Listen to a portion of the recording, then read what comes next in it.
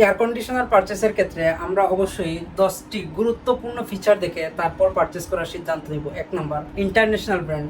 Air কন্ডিশনারটি international ব্র্যান্ডের কিনা, কারণ ন্যাশনাল ব্র্যান্ডের একটি কোয়ালিটি থাকে এবং ইন্টারন্যাশনাল ব্র্যান্ডের এক ধরনের কোয়ালিটি থাকে। ইন্টারন্যাশনাল ব্র্যান্ডগুলো কোয়ালিটি কন্ট্রোল এবং টেস্টিং করে বাজারজাত করে, যার কারণে আমরা ইন্টারন্যাশনাল যে ব্র্যান্ড আছে ওই ব্র্যান্ডে ভালো একটি আউটপুট পেয়ে থাকি। ইন্টারন্যাশনাল ব্র্যান্ডের মধ্যে দাইকিন, এলজি, স্যামসাং, হিটাচি, মিৎসুবিশি, এই এসিগুলো ভালো এবং টপ পজিশনে আছে। ন্যাশনাল ব্র্যান্ডের মধ্যে ওয়ালটন, সিঙ্গার, সেফ, ভিশন, এই এসিগুলো আছে। আমরা যদি একটি ভালো মানের এসি নিতে চাই তাহলে অবশ্যই ইন্টারন্যাশনাল ব্র্যান্ডই চুজ করব। নাম্বার 2, এয়ার কন্ডিশনার যদি কোনো ধরনের নয়েজ আসে, এক্সট্রা শব্দ আসে, ওই শব্দগুলো খুবই বিরক্তিকর। বর্তমানে যে ইন্টারন্যাশনাল ব্র্যান্ডের যে এয়ার কন্ডিশনার, এগুলোর নয়েজ লেভেল একদম কম। ইনডোর ইউনিটের নয়েজ লেভেল এবং আউটডোর ইউনিটের নয়েজ লেভেল খুবই মিনিমাম। আমরা সাধারণত আউটডোর ইউনিটে যে ফ্যানের বা আদার্স যে নয়েজ আছে, ওই নয়েজটা 55 ডিবির মধ্যে যদি হয় তাহলে ওইটা অ্যাকসেপ্ট করে থাকি, কারণ ওইটা সহনীয় পর্যায়ে।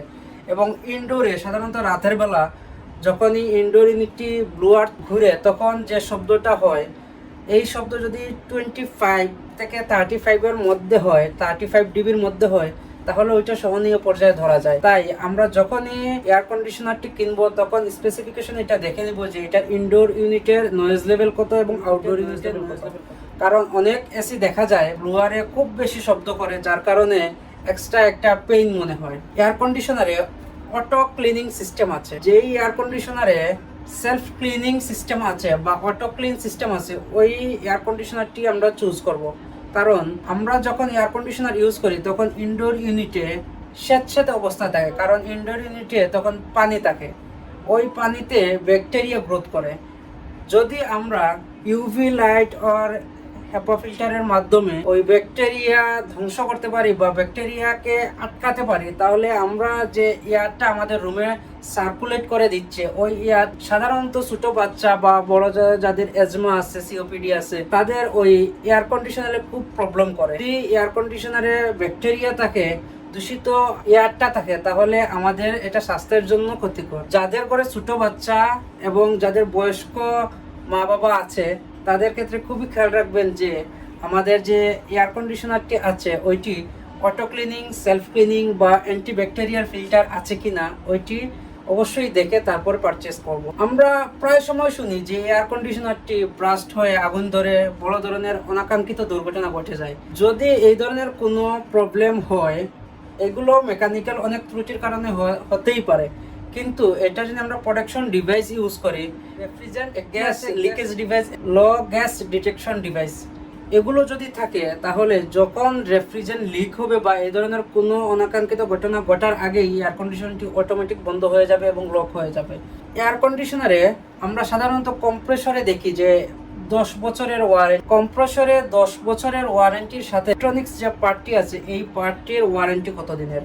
কারণ কম্প্রেসর 10 বছরের আগে নষ্ট হবে না। কম্প্রেসর সাধারণত নষ্ট হয় না, নষ্ট হয় পিএলসি বা মাদারবোর্ড আমরা বলে থাকি বা কন্ট্রোলার বলে থাকি বোর্ড, এই বোর্ডটি নষ্ট হয় এবং এই বোর্ডটি এক্সপেন্সিভ। আপনি যখনই এয়ার কন্ডিশনার পারচেস করবেন তখন যে কম্প্রেসরের জন্য প্রাইস 20,000 টাকা হয়, এই পিএলসি বোর্ডের প্রাইস 20,000 টাকা। মিনিমাম 5 ইয়ার্স স্পেয়ার পার্টস এবং 10 ইয়ার্স কম্প্রেসর যে ব্র্যান্ডগুলো প্রোভাইড করে ওয়ারেন্টি, ওই এয়ার কন্ডিশনারটি পারচেস করব। অনেক এয়ার কন্ডিশনার আছে যে স্টার্ট নেওয়ার 3 মিনিট বা 5 মিনিট পরে কুলিং শুরু করে। তো ইনভার্টার এসি যেহেতু এগুলোতে অনেক প্রোটেক্টিভ ডিভাইস আছে, যার কারণে ফাস্ট কুলিং আছে, 3 সেকেন্ডের মধ্যে কুলিং শুরু হয়, এরকম এয়ার কন্ডিশনার দেখে আমরা পারচেস করব। ইলেকট্রনিক্স যে পার্ট আছে ওই পার্টে ওভার ভোল্টেজ এবং আন্ডার ভোল্টেজ প্রোটেকশন ডিভাইস আছে কিনা। ইলেকট্রনিক্স মডিউল বা ইলেকট্রনিক্স ড্রাইভার যে প্রোটেকশন ডিভাইস না থাকে, তাহলে বাংলাদেশের ইলেকট্রিসিটিতে আন্ডার ভোল্টেজ এবং ওভার ভোল্টেজ প্রায় সময় আমরা পাই। এই প্রোটেকশন ডিভাইস থাকলে আমাদের এয়ার কন্ডিশনটি সেফ থাকবে। সাধারণত ইন্টারন্যাশনালি 5 স্টার রেটিং কিনা, দুই ধরনের রেটিং হয়ে থাকে। একটি হলো ইন্টারন্যাশনাল রেটিং, আর ন্যাশনাল এয়ার কন্ডিশনারের ক্ষেত্রে 5 স্টার এয়ার কন্ডিশনার গুলোতে লো ইলেকট্রিসিটি কনজাম্পশন হয়ে থাকে, যার কারণে আমাদের বিদ্যুৎ বিল অনেক কম আসবে। আমরা যখনই ইন্টারন্যাশনালি ব্র্যান্ডগুলো চুজ করব অবশ্যই 5 স্টার বা ন্যাশনালি চুজ করতেও 5 স্টার রেটিংটি দেখে তারপরে পারচেস করব। ইনডোর এবং আউটডোরে যে টিউবটি আছে তা দুই ধরনের থাকে, একটি হলো অ্যালুমিনিয়াম টিউব এবং আরেকটি হলো কপার টিউব।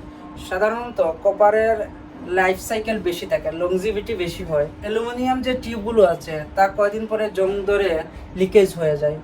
তাই আমরা অবশ্যই যাচাই করব যে ইনডোর এবং আউটডোরের টিউবগুলো যেন কপার কোটেড টিউবগুলো হয়। যেহেতু বাংলাদেশে সামার এবং উইন্টার দুইটি সিজন আছে, 6 মাস এয়ার কন্ডিশনার বন্ধ করে রাখি এবং 6 মাস পরে চালু করি। এটি না করে আমরা একবার এয়ার কন্ডিশনারটি চালু রাখবো এবং এটি ক্লিনিং এর জন্য প্রয়োজনীয় ব্যবস্থা নেব। এয়ার কন্ডিশনারটি ক্লিন করে রাখলে এয়ার কন্ডিশনারটি ভালো থাকবে এবং লংজিভিটি বেশি হবে। এয়ার কন্ডিশনারটি কত ওয়াটের? সাধারণত আমরা 1.5 টন এবং 2 টন যে এয়ার কন্ডিশনার গুলো আছে ওইগুলো 1200, 1300, 1400, 1500 এরকম ওয়াটের হয়। যত কম ওয়াটে এয়ার কন্ডিশনারটি রান করবে আমাদের বিদ্যুৎ বিল তত কম আসে। এই ফিচারগুলো যদি আমরা দেখে এয়ার কন্ডিশনারটি পারচেজ করি তাহলে আমরা অবশ্যই এ থেকে ভালো আউটপুট পাবো ইনশাআল্লাহ।